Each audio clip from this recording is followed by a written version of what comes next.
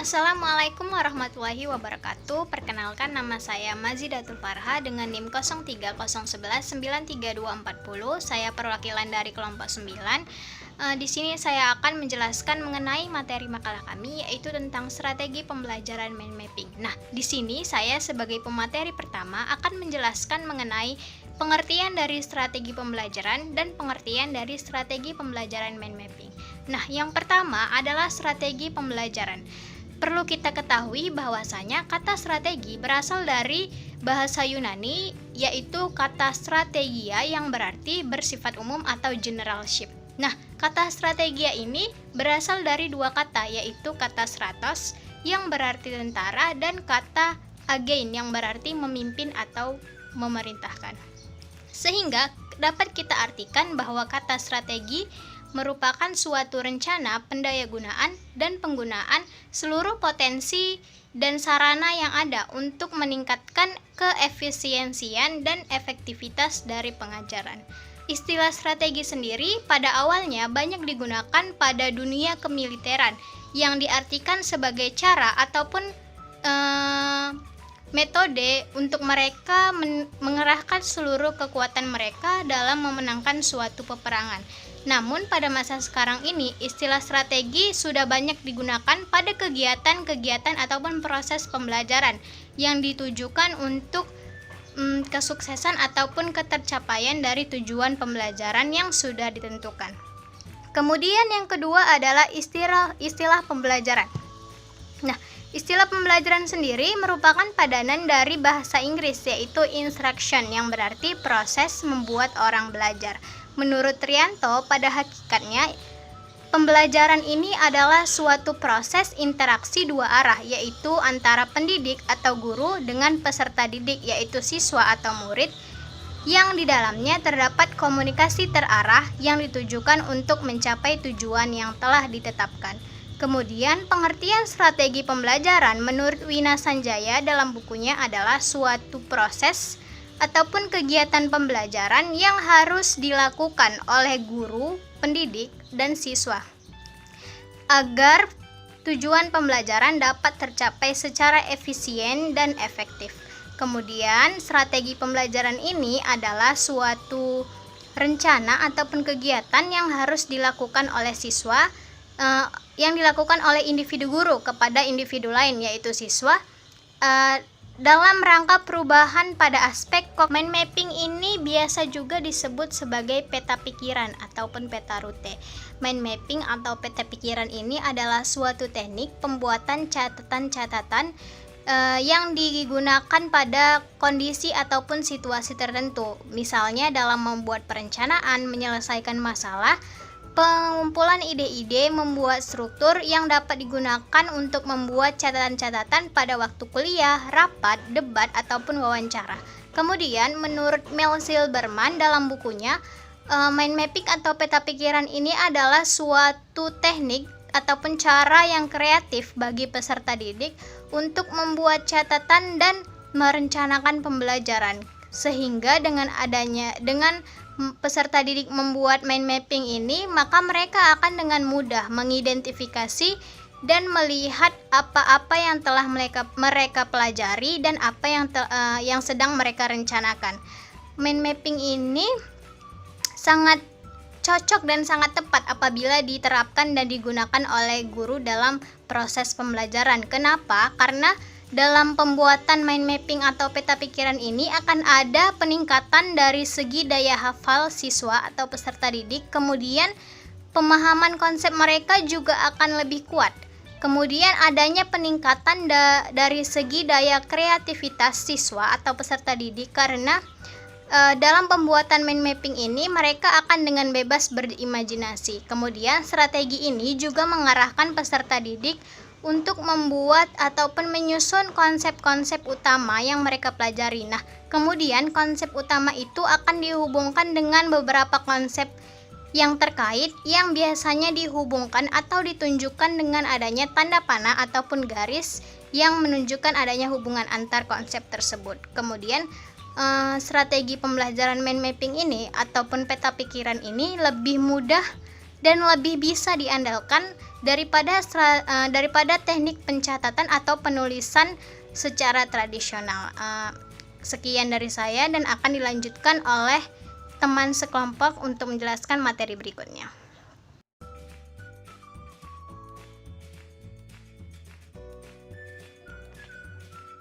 Bismillahirrahmanirrahim. Assalamualaikum warahmatullahi wabarakatuh. Saya Dedi Arianto Daulay, NIM 0301192176. Sini saya akan menyambung materi daripada kawan-kawan yang berjudul ciri dan tujuan pembelajaran strategi pembelajaran mind mapping. Yang pertama, ciri.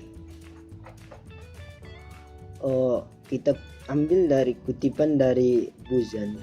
Ia mengatakan bahwa teknik pembuatan catatan dan pengelompokan pikiran yang dirancang untuk memenuhi kebutuhan seluruh otak yang harus mengikut sertakan tidak hanya kata-kata, angka, rangkaian, dan juga garis-garis, tetapi juga dengan mengikut sertakan warna, gambar-gambar, dimensi, simbol-simbol. Itulah yang dikatakan dengan mind mapping atau peta pikiran menurut daripada Buzan. Sedangkan menurut Rose and Malcolm, ia mengatakan dan menambahkan strategi visual ini mempunyai beberapa ciri, diantaranya sebagai berikut. Yang pertama, mengingat orang melalui penglihatan. Mengingat kata-kata dengan melihat, tetapi perlu waktu yang lebih lama untuk mengingat susunan atau urutan abjad utkan awalnya. Yang kedua, jika memberi atau menerima penjelasan arahan lebih menyukai memakai peta atau gambar. Yang ketiga, aktivitas relatif, yaitu menulis, menggambar, dan melukis, merancang. Yang keempat, mempunyai ingatan visual yang bagus, di mana ketika ingatan saat meninggalkan sesuatu dalam beberapa hari yang lalu, ketika diminta untuk mengulanginya, maka otomatis dia akan ingat. Untuk yang kedua, yaitu tujuan strategi pembelajaran mind mapping. Dalam kegiatan belajar di sekolah maupun di kampus, tentu ada sebuah interaksi yang di dalamnya terjadi interaksi edukatif antara guru atau dosen dengan mahasiswa atau siswa. Namun materi yang guru atau dosen berikan itu kurang memberikan motivasi kepada peserta didik atau mahasiswa jikalau penyampaiannya menggunakan strategi yang kurang tepat. Maka untuk itu pentingnya menggunakan mind mapping dalam kegiatan pembelajaran. Untuk itu sementara tujuan dari mind mapping adalah untuk menjadikan kegiatan belajar jadi lebih menyenangkan, menghemat waktu, serta meningkatkan kemampuan manajemen informasi, imajinasi, dan konsentrasi. Selain itu ada juga tujuan daripada mind mapping ini mampu membantu Anda dalam menguraikan judul atau tema besar tersebut dengan mudah dan menyeluruh. Yang pada akhirnya semua orang yang mempelajari mind mapping atau strategi pembelajaran mind mapping ini dapat memahami konsepnya secara menyeluruh. Mungkin cukup sekian yang dapat saya sampaikan, kurang dan lebihnya saya mohon maaf. Akhiru kalamu minni wallahu muwaffiq ila aqwamit thariq. Assalamualaikum warahmatullahi wabarakatuh.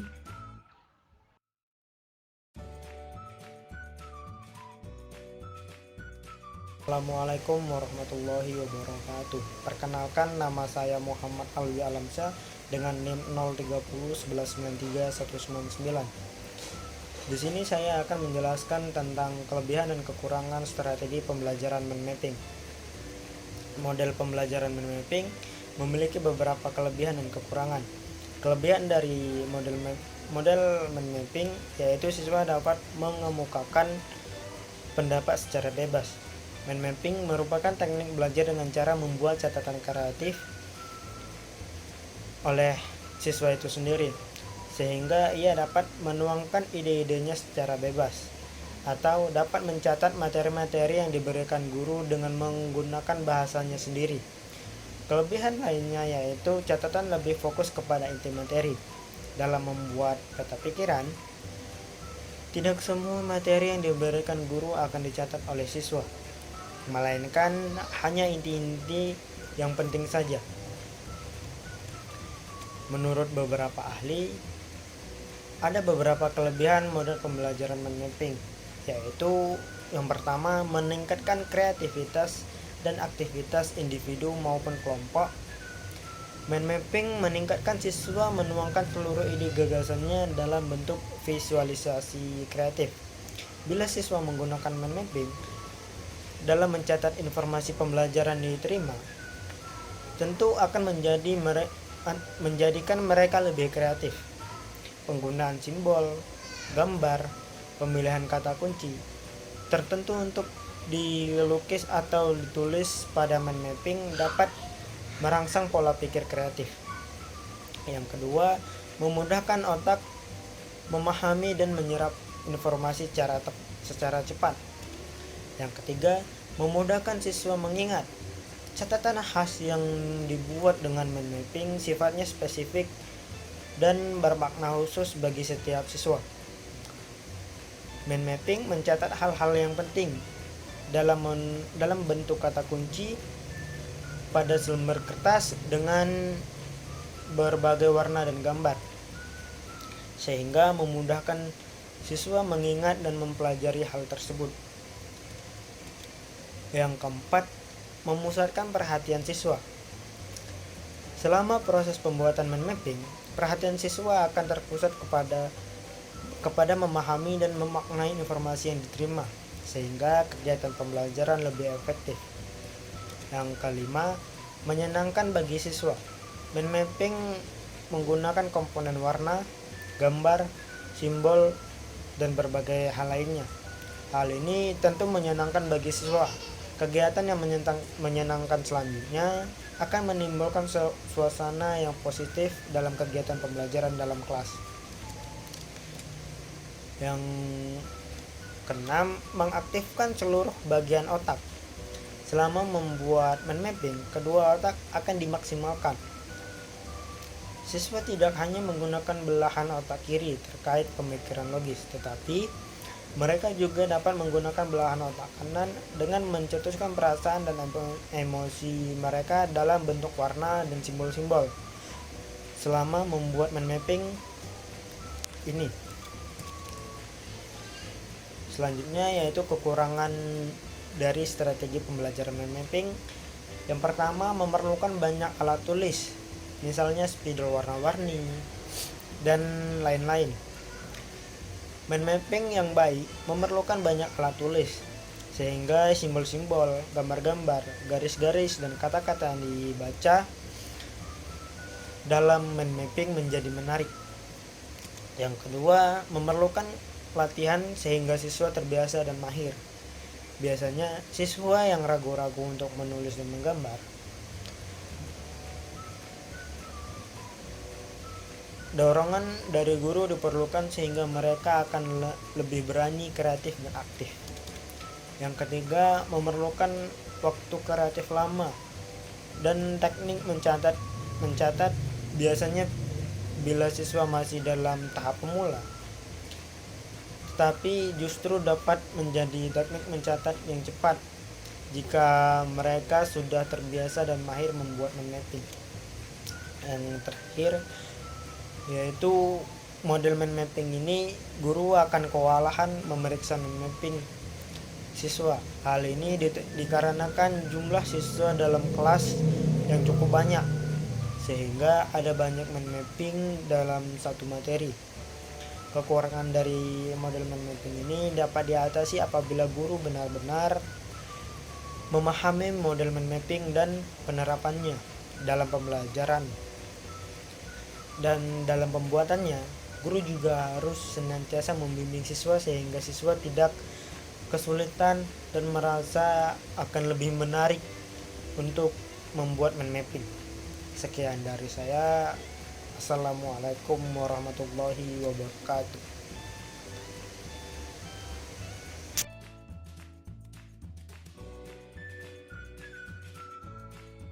Bismillahirrahmanirrahim. Nama saya Fitra Wahdania Ali. Di sini saya akan menjelaskan tentang langkah-langkah penerapan strategi pembelajaran mind mapping. Di sini saya mengutip daripada buku karangan Melvin Silberman yang berjudul Active Learning 101 Cara Belajar Siswa Aktif. Di sana ketika membahas pembelajaran mind mapping atau peta pikiran, disebutkan di sana mengenai prosedur atau cara-cara atau langkah-langkah dalam penerapan strategi pembelajaran mind mapping atau peta pikiran ini. Yang pertama adalah yaitu menentukan atau memilih topik yang untuk pemetaan pikirannya. Yang mana ini ada beberapa kemungkinan. Yang pertama boleh jadi topiknya itu adalah daripada masalah atau isu yang ditawarkan oleh guru untuk kemudian oleh siswa dicarikan penanganan daripada permasalahan itu yang digambarkan ke dalam bentuk peta konsep atau mind mapping. Boleh jadi juga topiknya itu berasal daripada konsep atau keterampilan yang telah dijelaskan atau diajarkan oleh guru sebelumnya. Dan boleh jadi juga topiknya itu adalah daripada penugasan oleh guru, tugas gitu kan, oleh guru kepada siswa untuk penyelesaiannya ya kan. Kemudian setelah ditentukan topiknya, setelah dipilihkan topiknya, maka langkah selanjutnya adalah guru membuat contoh sederhana daripada mind mapping kan. Membuat contoh sederhana daripada mind mapping dengan memanfaatkan gambar, warna ataupun simbol. Kemudian juga setelah dibuatkan contoh sederhana daripada mind mapping, guru memerintahkan kepada peserta didik untuk membuat contoh sederhana daripada kehidupan mereka sehari-hari, mana sih yang bisa dibuatkan peta konsep atau mind mappingnya. Kemudian setelah itu langkah selanjutnya adalah guru menyediakan alat dan bahan untuk pembuatan daripada mind mapping seperti kertas, spidol, pensil warna atau materi yang relevan dengan topik yang dipilih. Setelah itu guru memerintahkan siswa untuk membuat mind mapping mereka sendiri, untuk membuat mind mapping. Nah, pada pembuatan mind mapping ini pun hendaknya guru juga menyarankan kepada siswa agar membuat mind mapping itu adalah pertama sekali di bagian tengah kertas. Nah, di situ dibuatkan topik utamanya, dan topik utama itu kemudian nanti dibuatkan cabang-cabangnya, akan diuraikan cabang-cabang itu dalam bentuk garis-garis. Setelah itu juga guru harus menyarankan juga kepada siswa dalam pembuatan mapping itu hendaknya itu meminimalisir penggunaan kata-kata. Jadi udah nggak bersifat deskripsi lagi, melainkan yaitu divisualisasikan ke dalam bentuk gambar-gambar atau simbol.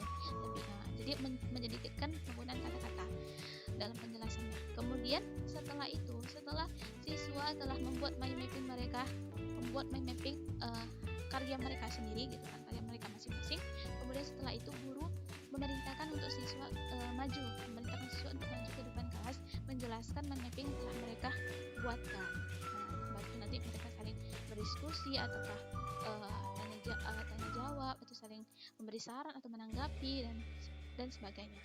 Nah, jadi pada pembelajaran mind mapping, strategi pembelajaran mind mapping ini pun bisa dilakukan baik secara individu, dalam arti masing-masing individu ditugaskan untuk membuat mind mapping mereka, dan bisa jadi juga dilakukan dalam bentuk kelompok. Jadi guru membagi siswa ke dalam beberapa kelompok untuk kemudian mereka setiap masing-masing kelompok itu mereka bekerja sama dalam pada pembuatan mind mapping.